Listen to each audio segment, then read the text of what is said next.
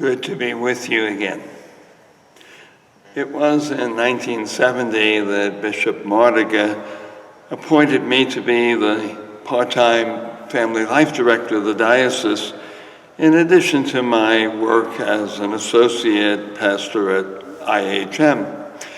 And then in 1971, it continued while I became the new pastor at Holy Rosary Parish in Claymont.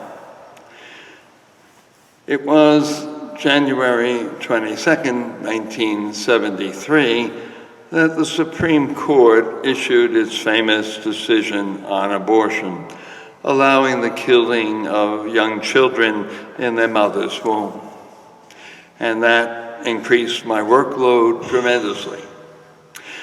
I gathered a number of people together to form Birthright of Delaware, and then gathered another group of people to form Delaware Right to Life.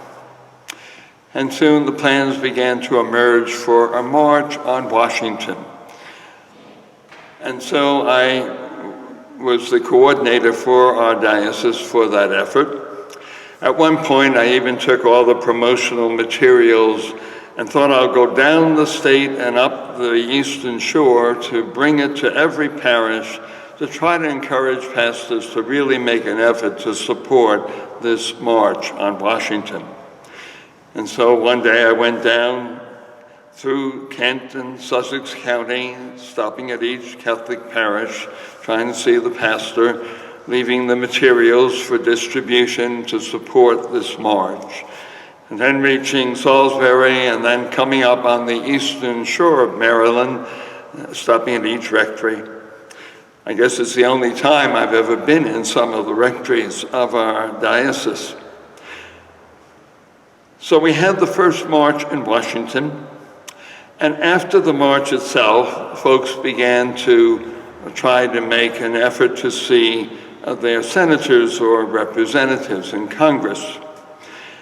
Our Delaware grouping got together with a group from Pennsylvania, and they tried to see the two senators from Pennsylvania, but they were not available. So at one point, one lady cried out, "Let's go and try to see Senator Biden. He's a Catholic." And the News Journal reporter who was in the crowd said, "Oh yeah, let's see your Senator Biden, the Catholic senator." And his voice just dripping with sarcasm. I thought, oh boy, I can just imagine how the article will read in the News Journal paper tomorrow. He was so obviously contemptuous of people being so stupid as to think that the senator would reflect the Catholic Church's teaching on abortion.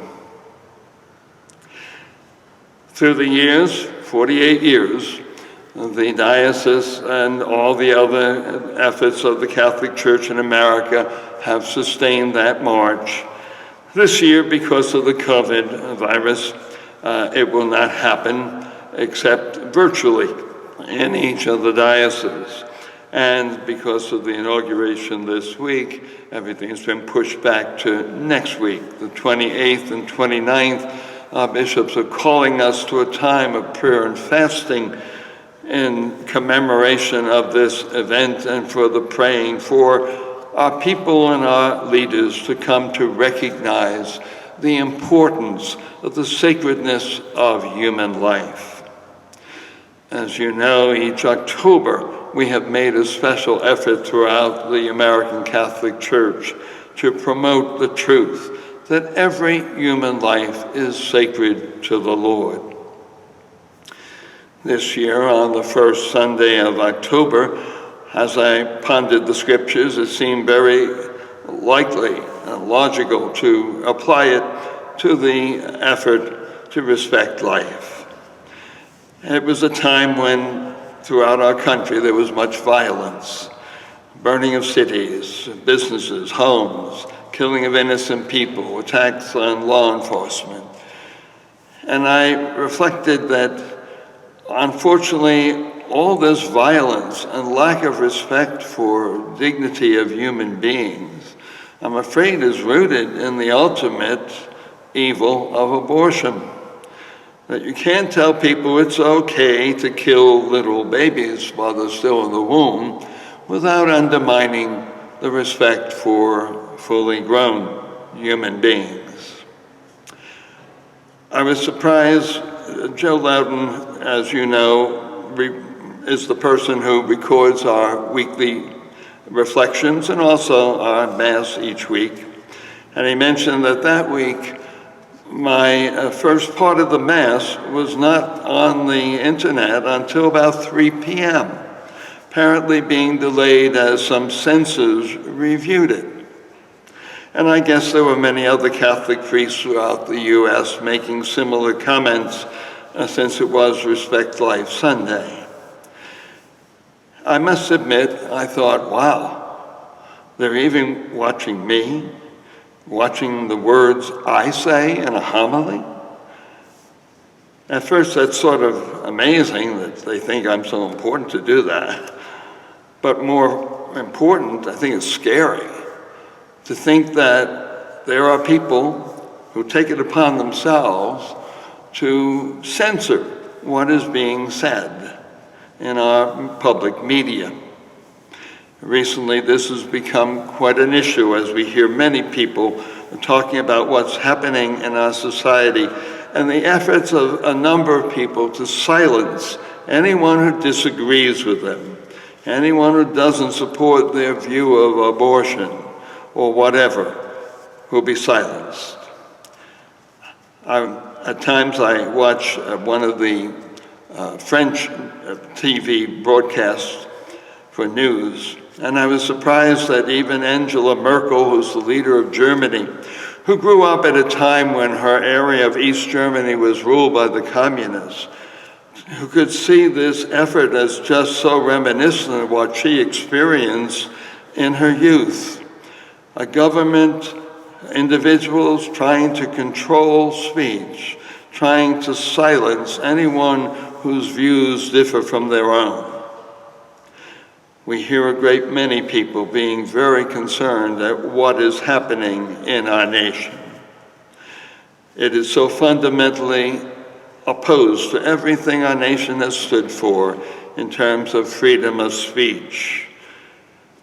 So at this time in our nation's history, I beg you to please pray for our nation, all of our fellow citizens, our leaders, that they will come to recognize the truth that every human life is precious to the Lord. He alone is God, and no human being has the power, the right to terminate a life. Please pray for our nation at this very difficult time of transition, that all of us will work together to try to overcome differences, to work together for the good of our whole nation. It is almost a scary time in our history, a very difficult time. Pray that our basic American freedoms are preserved. Pray that God bless America, in spite of our hands being bloodied with the millions of human lives who have been destroyed. Pray for our church in this time of difficulty. God bless you and keep you safe.